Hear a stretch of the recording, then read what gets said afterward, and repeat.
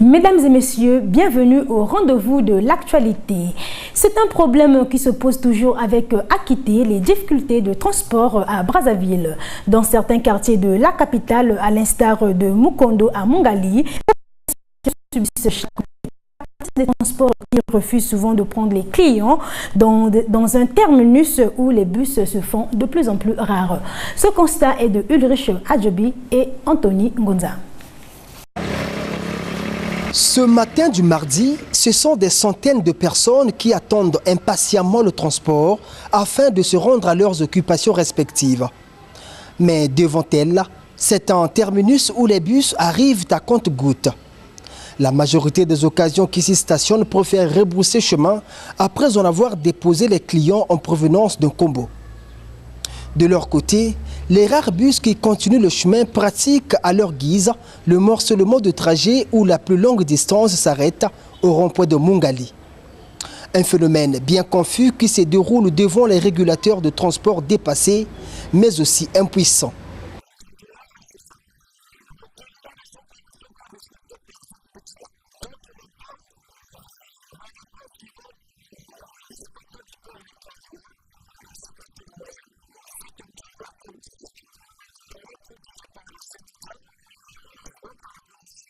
Informée de la situation, la direction syndicale se dit avoir interdit les fameux demi-terrains.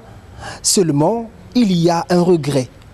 Ces régulateurs sont là pour imposer aux chauffeurs de ne pas faire les demi-terrains. Il faudrait qu'on facilite la population, le déplacement de la population.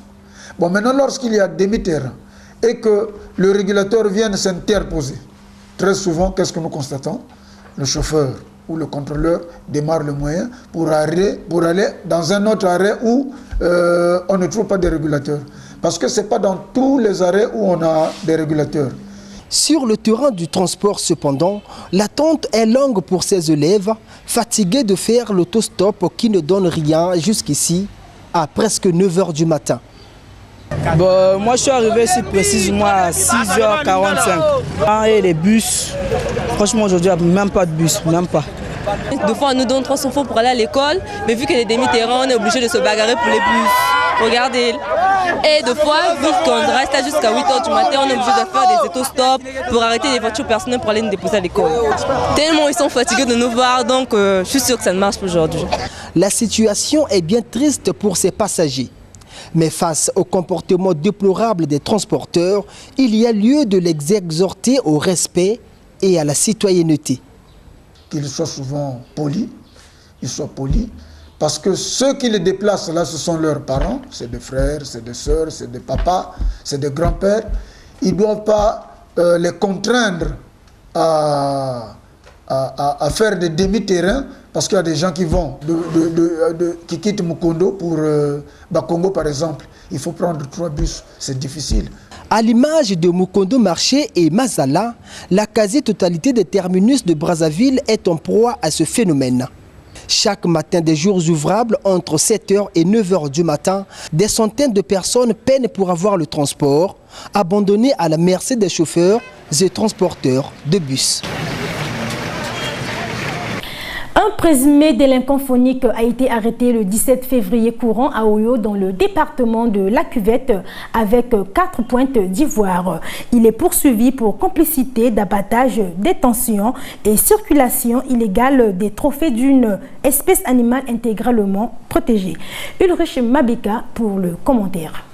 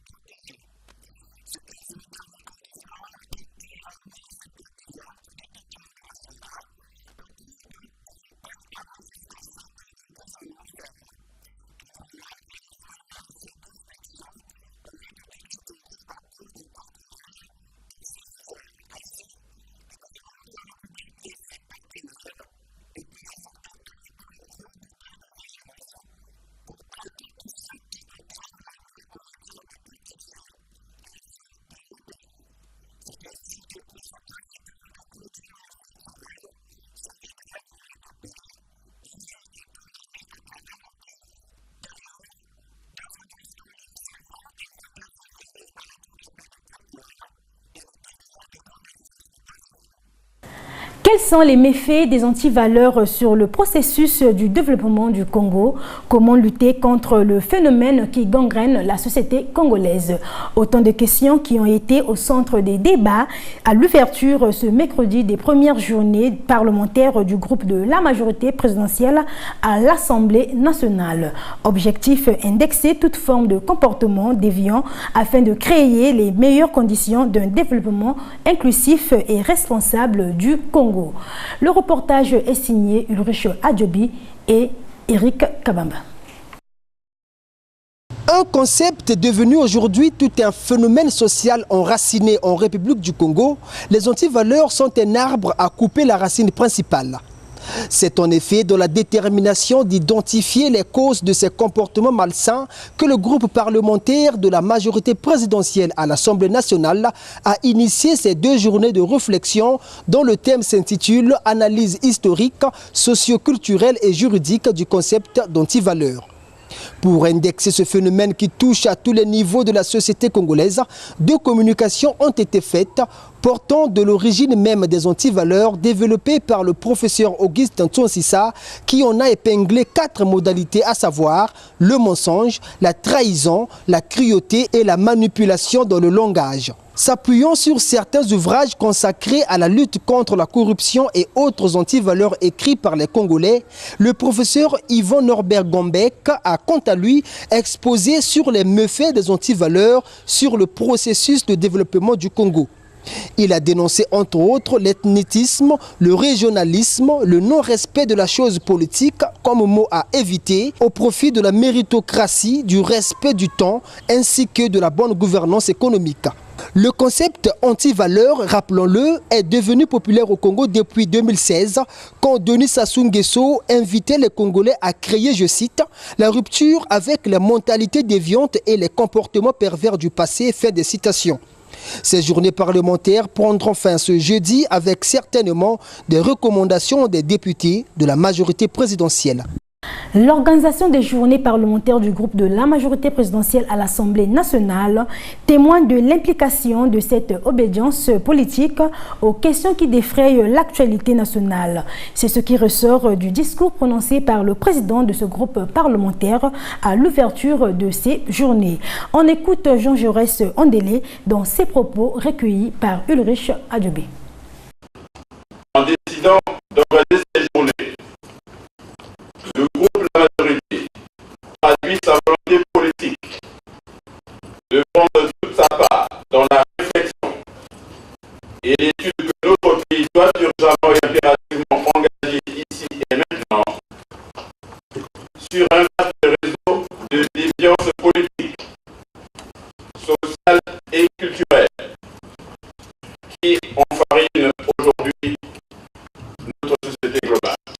Nous nous consacrons à réfléchir hardiment, à analyser profondément et à proposer intelligemment les remèdes et pistes de solutions face à l'engrenage dans lequel nos comportements et pratiques antinomiques à la règle sociale ont achevé de nous enfermer.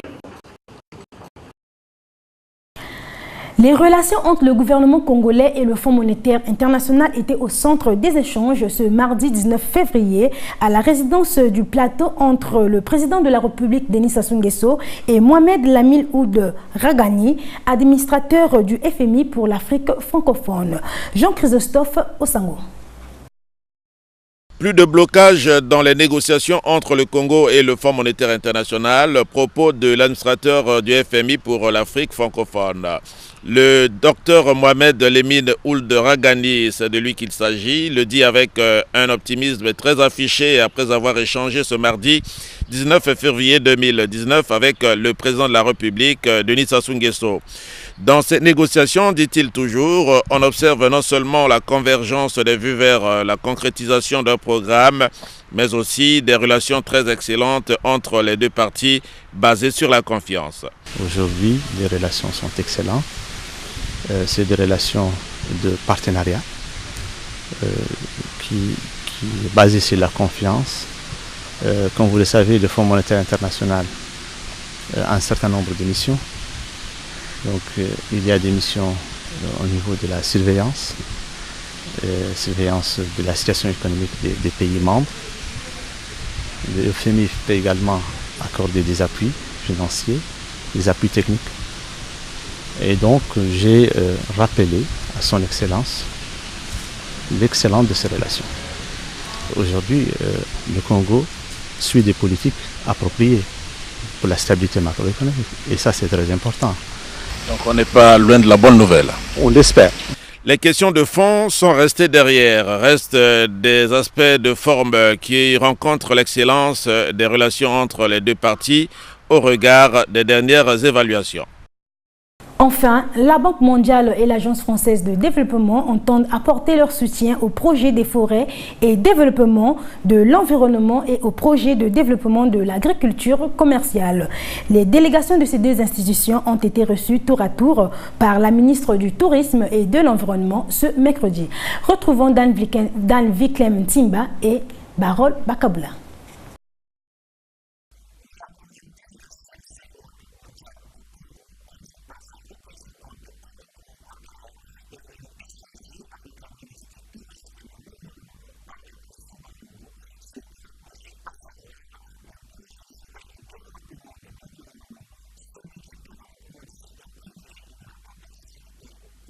Donc, nous avons prévu de nous réunir avec les acteurs clés pour voir effectivement ce qui est possible, comment est-ce que le secteur privé peut bénéficier des appuis que nous leur apportons, et comment on peut impulser un développement durable au Congo. En termes donc d'appui aussi au ministère lui-même, nous allons nous asseoir avec les équipes dans les jours à venir pour savoir exactement quelles sont les priorités que l'État du Congo s'est données à travers le ministère pour qu'on puisse les accompagner, surtout dans le cadre du PND.